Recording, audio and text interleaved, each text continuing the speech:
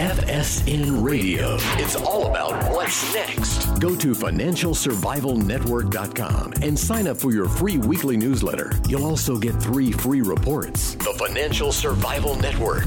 It's all about what's next. Welcome, and you are listening to the Financial Survival Network. I'm Kerry Lutz, and the date is February 28th, 2018. Last day of the short month, for sure, but the action goes on, life happens, and life goes on. Well, person you're about to hear from, remarkable story, a story of going and willing to put your life on the line for your country. I don't know how many of out there of you would be doing the same. I'm sure there's a lot of you. I'll give a heads up, a shout out to my favorite NYPD officer in the Bronx, New York. I know you're one of them. And it's about putting your life on the line. It's about believing in a cause greater than yourself and willing to carry out your mission regardless. And the person I'm talking about is Major Scott A. Huesing.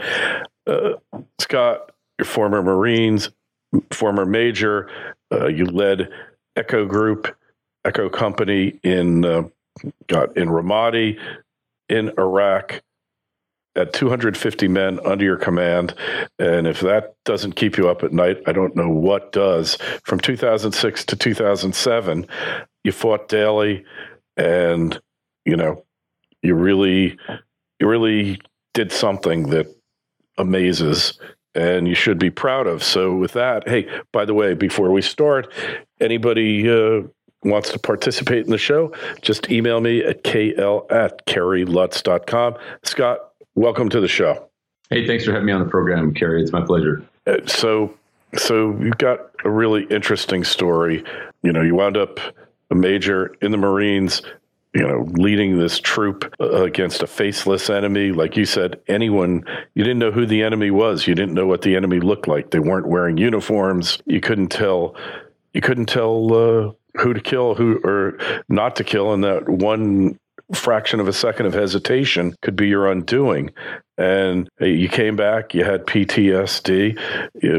Took you, a while to overcome it, and now you've started a nonprofit called Save the Brave. So we all owe you a debt of gratitude. Well, I'm grateful to be on the program because I think it's important that there's so many programs like yours that are willing to vets to share their stories, and obviously my career in the Marine Corps was long. I started off just like most guys as a young high school graduate without college prospects on the horizon. And I led a pretty risky lifestyle growing up, riding a motorcycle and running from the cops and fighting and things like that. So the Marines were a natural fit for me. They're a big group of risk takers, and I fit right in. So after that, and learning the error of my ways, I went to college and did well. I graduated in 3 years. And I say that because it's a tribute to the discipline that I learned as a young Marine. And afterwards, I got my commission as an infantry officer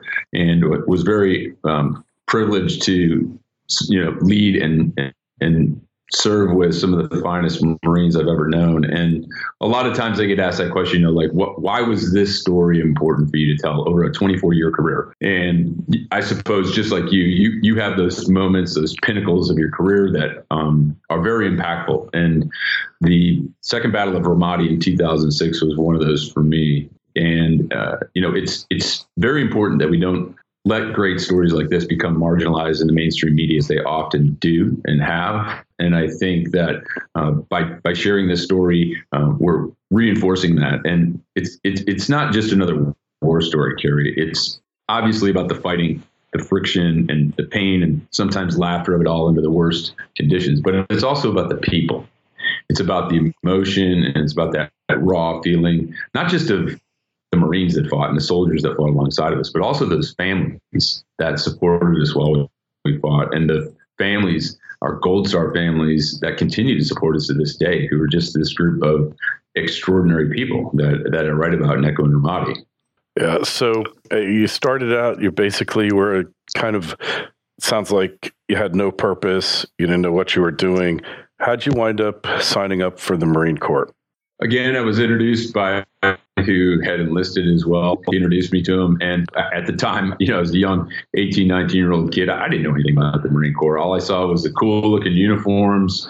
They were bigger than life. They have a great recruitment process, and it just seemed like a natural fit to me. 24 years later, I look back at my career either being a Marine or having the distinct privilege to lead Marines has been something that I've never regretted one step of the way. And through it all, through the good times and the bad, the dangerous ones, and all the deployments, it's really been a remarkable experience, because the Marine Corps breeds a unique character, as most people see, and it's portrayed some in movies, but we do have a very unique brotherhood. And Echo Company, 2nd Battalion, 4th Marines was no different. And I always tell people tuning into programs and also that read the book, and I start off with the book to let people know that I never presupposed that my Marines, that Echo Company, were the group of Marines to ever walk the face of the battlefield. We weren't, some specially trained group. But we were so closely knit, and we had such remarkable chemistry. And I think that was an integral part of our battlefield. And that chemistry that we had that enabled us to fight and survive in the deadly city of Ramadi as we fought a well-trained insurgent force, 2, 3, 4, 5 times a day during battles that lasted up to 5 hours. That chemistry is what allowed us to bring as many Marines home with us alive as we did. And to this day, that chemistry, that power of human connection, really sustains us. It really keeps us connected. So those guys that are out there that, need to connect and deal with some of the issues that they're dealing with, they have a resource. They have this amazing network. Yeah. The Marine Corps, you never feel like it's going to get any bigger or tighter than when you're on active duty. But I always tell listeners and veterans that once you leave active duty, if you open yourself up, if you reach out and join these groups and become a part of these organizations or charity, and you become involved, that network is so much bigger. And that's what I attribute the success of Echo and Ramadi to, from its inception, through editing, through getting it sold, and this amazing launch week that we've gone through, launching the book on Fox News last week, and being on Sirius XM and all these radio shows, just shot it right up at, to an instant bestseller. And it's been just an amazing journey to have that type of support, not only through our Marine network, but all of our fans, friends, and family. Has really been humbling for me. Yeah, and I should point out, your book just got released last week, Echo in Ramadi, the Firsthand Story of U.S. Marines in Iraq's Deadliest City. So I'm going to ask you, Scott, we have Marines alive, still a few from World War II, from Korea, from Vietnam. Are these, and even from the first Gulf War, do you think your experience, how does it compare? And I don't mean heroic or whatever. Do you think the experience of a Marine in battle is kind of universal? Absolutely. It's not a cliche that war is timeless. I think that the conditions and the generation of war, it's absolutely timeless. And as I write in Echo and Ramadi, I say that combat is not a natural event. It's just not. Humans create war, and the Marines and soldiers that have to fight them and experience some of the worst things that humanity has to offer, and to have to perform some of the most amazing and life-changing events in the face of great danger. Those are timeless, and that's not only validated from what we experience, but my good fortune to know so many Vietnam veterans as the president of the 2nd Battalion, 4th Marines Association, World War II veterans, Korean War veterans, all of them, we share those same similarities, because in every war there's pain, in every war there's laughter, in every war there's friction that I describe in granular detail in Echo and Ramadi. And we've all experienced that to some level, but under different circumstances. And the generation that's fighting today, I think, have a different understanding of where they're fighting because of the training they receive. They have absolutely the best weaponry. They have the best training, but they also have a really unique understanding of the culture of the environment they're fighting in. And we got a lot of that cultural training before we went to Iraq. They get a lot of that before they go to Afghanistan. So I think that's something when I talk to my Vietnam vets, when I talk to World War II vets, that type of training was relatively absent. And that was just a product of how they trained their guys and how the soldiers were. We had the citizen soldiers that, was an all volunteer force. And then we had the draft in Vietnam. So they didn't have those unique opportunities that our all volunteer force today has. So that's something that's really changed, but it's also improved how our military fights in the current environment with the current threat, and how we fought, 10 years ago in an asymmetric war on an urban battlefield where the front line was literally everywhere. We literally lived in the city, Kerry. We lived amongst the people, and we fought, as you said, a faceless, ununiformed enemy that blended in with the local population very well. And that's a challenge, not only as a commander, but as a young Marine. When I wrote Echo in Ramadi, it probably took going through the interviews and writing through it and a little bit of age and wisdom, as you get a little older, to understand. When I look back, I didn't see these young kids. I saw Sergeant Lutz, or I saw Corporal Lutz. I didn't see a 20-year-old kid. And I was very fortunate at the time, too, to have about 50 veterans from the first Battle of Ramadi in 2004. And now they were these seasoned, salty sergeants, and corporals, all of now 21, 22 years old. yeah, exactly. So that's the type of people we have serving. And those are the type of guys that I led in combat, over 250 Marines and soldiers and sailors. And every time I tasked them to do these superhuman feats in the face of such chaos every single day, they never let me down. And those guys took care of each other better than anything I'd ever known. And they sure as heck took care of me, because I wouldn't be sitting here if it wasn't for my guys. And they're just a remarkable group of warriors. Hey, so it's often said the Marines don't fight for their country. They don't fight for the Marine Corps.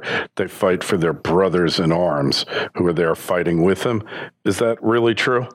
Absolutely. But the Marines always put the mission first. And in 2006 and 2007, as part of the surge strategy ordered by President George W. Bush and General David Petraeus, our mission at the time was kill or capture anti-Iraqi forces. And that's what the Marines did. We didn't fight policies. We didn't fight politics. We didn't fight strategy. We fought the enemy. That was our main mission, to kill or capture anti-Iraqi forces.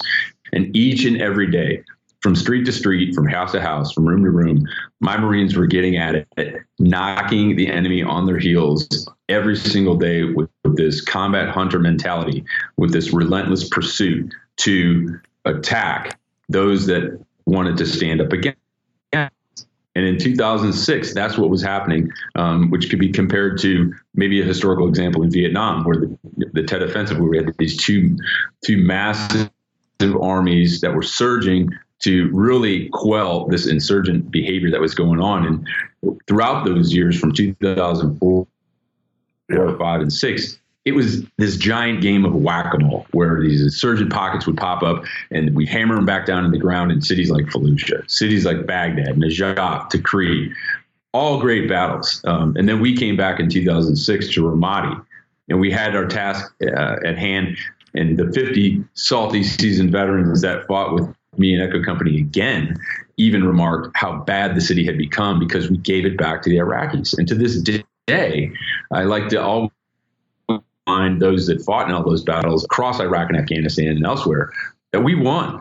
And if it's a matter of looking at the scoreboard on how many bad guys you killed, that's one way to measure success. But my metric of real success was always the fact that we brought as many Marines home alive with us as possible. And that's something I attribute to the leadership and discipline of the guys that fought, not only with lethality on a daily basis as they continue to crush the enemy, but they did it with honor, Kerry. And they left that battlefield knowing that they did their job and that they helped so many people that really just couldn't help themselves. And that's the true spirit of what Marines do.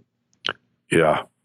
And, you got to be proud of that. And I think the key is no matter what you're doing, no matter where you are, no matter what the circumstances, you always have to do your best, because at least you did your best. You really can't have any regrets because you did your best. Yeah, Marines are known for their I say that because I'm a little bit jaded, but they never let me down. But, we were also extremely fortunate to be fighting alongside our Army brothers under the 1st Brigade Combat Team in several task forces within the city of Ramadi. And I say that it's very important to me to give them recognition and credit. And there were other Marine units in that city as we fought through the bloody streets of Ramadi, because our Army brothers were there well before we showed up in the winter of 06. And the few months that we spent there, I look back on it and I think it was just a dent compared to what the Army spent there, because they were there another 8-9 months after we left. Mm-hmm. So the fact that we were there and they wielded us around like this blunt instrument of war, as one of my commanders referred to me and my Marines as, really made an impact in the city. That's what the infusion of the Marines did for that city, for that battle, was Echo Company and my fellow company, Fox Company, which was commanded by a good friend of mine, John Smith. We were tools that the Army leveraged to really open up pockets of resistance that they had encountered, so they could go in and really drive the enemy to ground and drive them back out and just destroy them in every aspect, from their ideology, from the threats and intimidation of the local people. That's what the Marines did. And we operated under slightly different tactics, techniques, and procedures. And maybe our methods were a little bit unconventional, but that's what we needed to win. That's what we needed to survive in that type of environment. And those soldiers that fought alongside of us get equal credit, because again, there's plenty of other units that fought as hard, if not harder, and bled as much, if not more, than we did. And all of their service and all of their sacrifice matters to me and should absolutely matter to everyone of your listeners. Yeah, absolutely. Well, hey, again, thank you for your service. Thank you for this book. The book, I think, is really meaningful, Scott, and really happy that you contributed it. If you're interested in the book, it's Echo in Ramadi, the Firsthand Story of U.S. Marines in Iraq's Deadliest City. It just came out last week. You find it on Amazon, Barnes & Noble, and I guess wherever fine books used to be sold. And Scott, thank you so much for telling your story. Everybody's got a story. Yeah, absolutely. All right. Well, thanks again, Kerry. I want to say thanks again, and also remind listeners, Kerry, that a portion of the proceeds do go to SaveTheBrave.org to help veterans with post-traumatic stress. Something I'm very committed to as the executive director of that organization. That's really what makes me happy is taking care of vets at the beginning and the end of every day. So thanks so much, and Semper Fi. All right, Semper Fi. Thanks there, Scott. Be well. Hey, and got any questions for Scott, myself? Send us an email, kl@kerrylutz.com. Scott, be well. Thanks, Kerry. FSN Radio. It's all about what's next. Go to financialsurvivalnetwork.com and sign up for your free weekly newsletter. You'll also get 3 free reports. The Financial Survival Network. It's all about what's next.